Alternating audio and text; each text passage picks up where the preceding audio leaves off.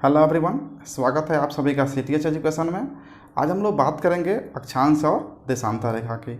अक्षांश और देशांतर रेखा से लगभग सभी परीक्षाओं में प्रश्न पूछे जाते हैं, तो आज का वीडियो इसी पे बेस्ड है। हम लोग देखेंगे किस प्रकार के प्रश्न अक्षांश और देशांतर रेखाओं से पूछे जाते हैं। तो ये शुरू करते हैं। सबसे पहले अक्षांश और देशांतर रेखा क्या होती है। तो अक्षांश और देशांतर रेखा ग्लोब पर खींची गई काल्पनिक रेखा होती है। ये आपका ग्लोब है जहाँ पर दो प्रकार की काल्पनिक रेखाएं खींची जाती है, अक्षांश और देशांतर। वैसी रेखा जो पूरब से पश्चिम की तरफ पृथ्वी के सतह के समानांतर खींची हुई होती है उसे कहते हैं अक्षांश रेखा। तो देखिए ये सब अक्षांश रेखाएं हैं। लेकिन वैसी रेखा जो उत्तरी ध्रुव से दक्षिणी ध्रुव को मिलाती हैं और अक्षांशों के यानी कि पृथ्वी के सतह के परपेंडिकुलर लंबवत में खींची हुई होती हैं उसे कहते हैं देशांतर रेखा। तो दो प्रकार की काल्पनिक रेखाएं खींची गई होती हैं कहाँ पे, ग्लोब पे। अब ग्लोब क्या होता है, तो ग्लोब पृथ्वी का एक नमूना है या आप उसका हमशक्ल भी कह सकते हैं। और ग्लोब सबसे पहले जर्मनी के एक वैज्ञानिक थे मार्टिन बोहेम, उन्होंने बनाया था। तो आइए हम लोग बात करते हैं एक एक करके। सबसे पहले अक्षांश रेखा देखेंगे, फिर हम लोग देशांतर रेखा की बात करेंगे। तो सबसे पहले हम लोग देखते हैं, ये आपका हो गया पृथ्वी। इस पृथ्वी पर पूरब से पश्चिम की तरफ जो रेखाएं खींची हुई होती हैं उसके सतह के समानांतर उसे कहेंगे अक्षांश रेखा। और एक अक्षांश रेखा जिसे 0 डिग्री अक्षांश रेखा कहा जाता है, ये पृथ्वी को दो बराबर भागों में बांट देती है। और इसके ऊपर वाले भाग को उत्तरी गोलार्ध और नीचे वाले भाग को दक्षिणी गोलार्ध कहा जाता है।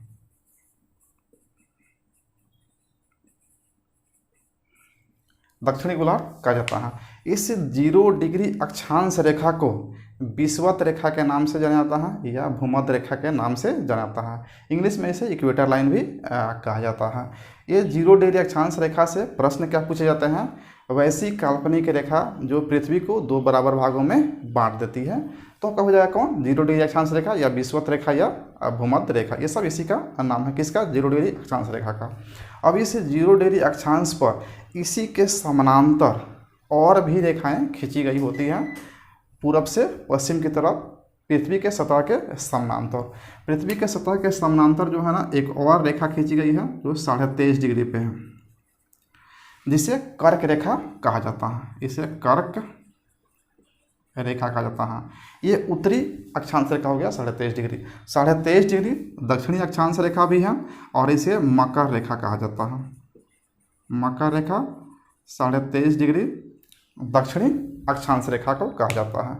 अब ये जो कर्क रेखा और मकर रेखा है कैसे खींचा गया है, तो यहाँ तक यानी कि 23.5 डिग्री दक्षिणी अक्षांश से लेकर के 23.5 डिग्री उत्तरी अक्षांश तक सूरज का प्रकाश लंबवत पड़ता है, जिसके कारण यहाँ पे वर्ष भर गर्मी भी ज़्यादा महसूस की जाती है।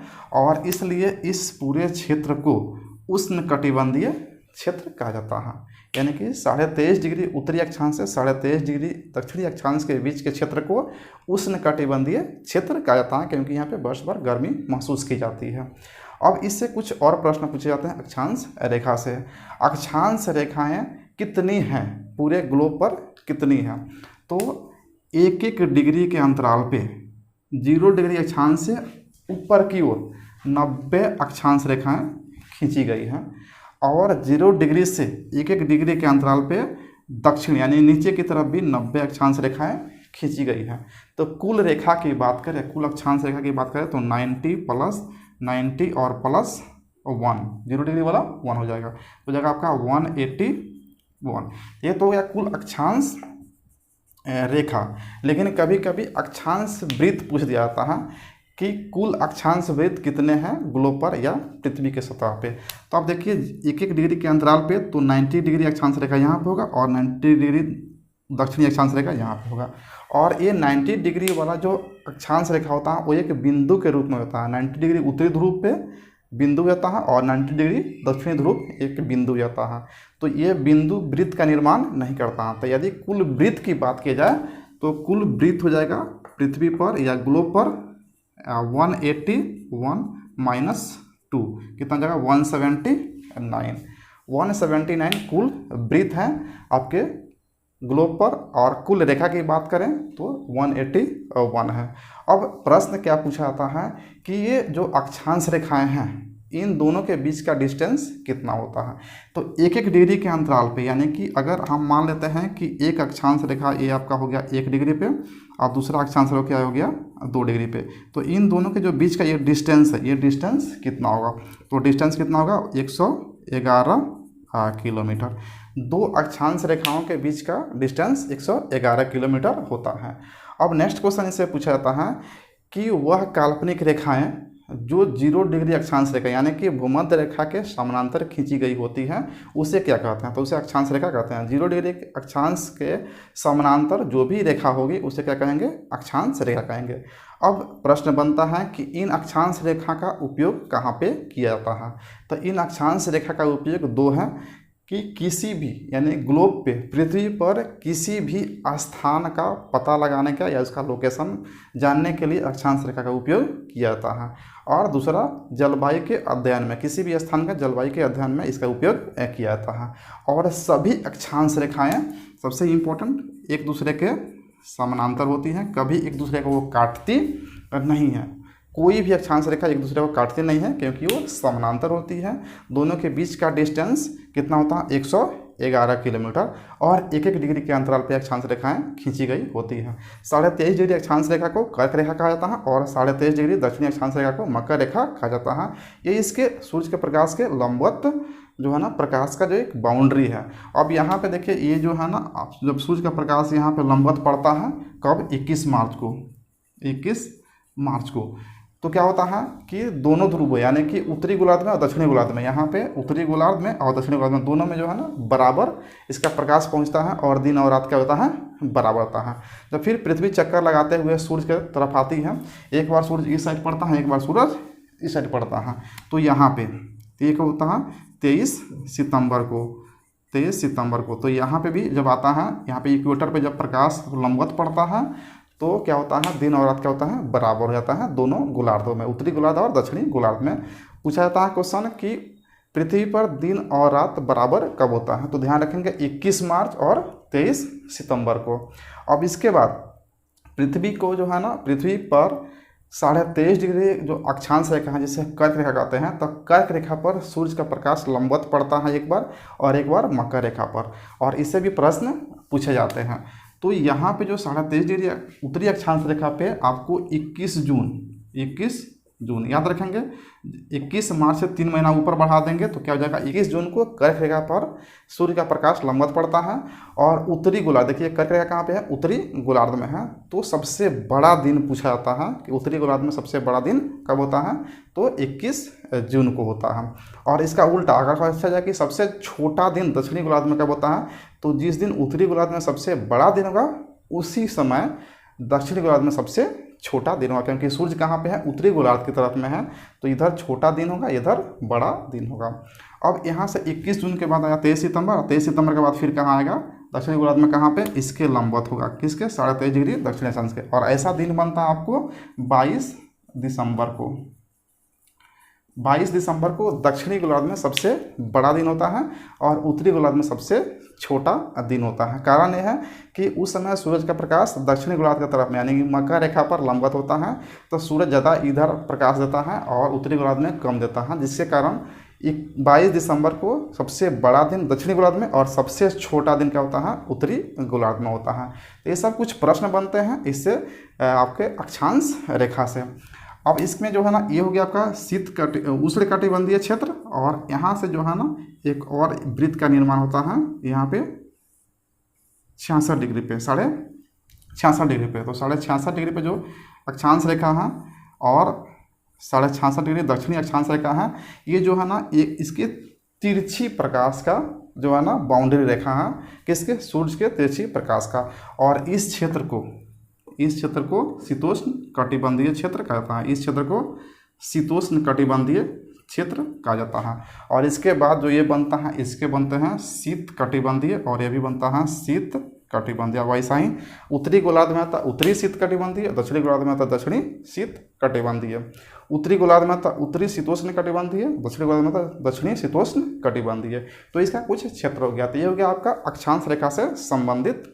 अब हम बात करते हैं देशांतर रेखा की। देशांतर रेखा से किस प्रकार के प्रश्न बनते हैं। तो ये हो गया आपका पृथ्वी।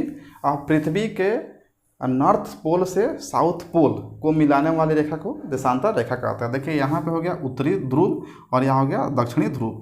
तो यहाँ पे सबसे पहला तो होता है ये 0 डिग्री देशांतर रेखा, जिसे समय रेखा यानी कि मध्य रेखा भी कहा जाता है। अब यहाँ पे क्या होता है कि इस उत्तरी यानी कि नॉर्थ और यहाँ हो गया साउथ, उत्तरी ध्रुव से दक्षिणी ध्रुव को मिलाने वाली पृथ्वी पर बहुत सारी रेखाएं खींची गई होती है। तो यहाँ पे एक प्रश्न बनता है कि टोटल देशांतर रेखाओं की संख्या कितनी है। तो कुल देशांतर रेखाओं की संख्या 360 है, क्योंकि 1-1 डिग्री के अंतराल पर ये भी खींची गई है। तो कुल देशांतर रेखाओं की संख्या कितना है, 360 है। अब इसमें क्या होता है कि ये जो 0 डिग्री देशांतर रेखा है, ये 0 डिग्री देशांतर रेखा ये पृथ्वी को 2 बराबर भाग में बांटता है। ठीक है। अब इस साइड के भाग को पूर्वी गोलार्ध कहा जाता है और इस साइड के भाग को पश्चिमी गोलार्ध कहा जाता है। पश्चिमी गोलार्ध कहा जाता है।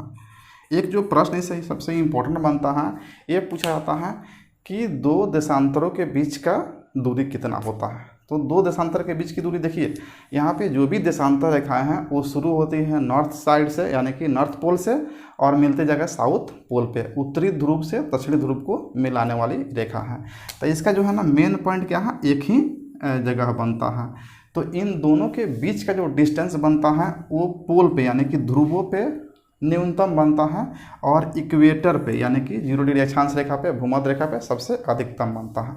तो जो यहाँ पे डिस्टेंस बनता है वो होता है आपका अधिकतम, होता है 111.3 किलोमीटर और जो सबसे न्यूनतम बनता है ध्रुव पे वो होता है आपका 0 किलोमीटर। तो 2 प्रश्न ऐसा बनता है कि 2 देशांतर रेखा के बीच की दूरी अधिकतम होता है कहाँ पे, आपके इक्वेटर पे यानी कि भूमध्य रेखा पे, और सबसे न्यूनतम का होता है 0 किलोमीटर आपके ध्रुव पे। अब यहाँ से प्रश्न पूछा जाता है कि जब भूमध्य रेखा से हम लोग ध्रुव की ओर जाते हैं तो देशांतर रेखाओं के बीच की दूरी होती है, क्या होती है, अपरिवर्तित होती है या घटती है या बढ़ती हो। तो आप देख सकते हैं सबसे जब अधिकतम है भूमध्य रेखा पे और सबसे न्यूनतम है ध्रुव पे। तो जब भूमध्य रेखा से ध्रुव की तरफ जाएंगे तो उसकी दूरी क्या हो जाएगी, घटते जाएगी। तो ये प्रश्न यहाँ से बन जाता है। एक और प्रश्न बनता है अक्षांश और देशांतर के बीच में कि जो भी देशांतर रेखाएं हैं अक्षांश रेखा के हमेशा लंबवत होती हैं। अक्षांश रेखाओं के लंबवत होती है कौन, देशांतर रेखा। तो कुछ प्रश्न यहाँ से बनता है कि कुल देशांतर रेखा की संख्या 360 हो गया। अधिकतम दूरी इसका भूमध्य रेखा पे होगा, न्यूनतम दूरी ध्रुव पे होगा और भूमध्य रेखा से ध्रुव की तरफ जाने पे देशांतर रेखा के बीच की दूरी घटते जाती है और जो भी देशांतर रेखा होता है वो लंबवत होता है किस पे, अक्षांश पे। अक्षांश पे लंबवत होता है देशांतर रेखा। और 0 डिग्री अक्षांश रेखा को हम लोग मध्य रेखा कहते हैं, जिसे मानक समय माना जाता है, जो ग्रीनविच से पास करता है और इसी के द्वारा जो है हम लोग अंतर्राष्ट्रीय समय रेखा इसे कहा जाता है और समय का निर्धारण किया जाता है। तो इसे अंतर्राष्ट्रीय समय रेखा और अंतर्राष्ट्रीय तिथि रेखा के बारे में हम लोग नेक्स्ट वीडियो में देखेंगे। मिलते हैं नेक्स्ट वीडियो में, तब तक के लिए धन्यवाद।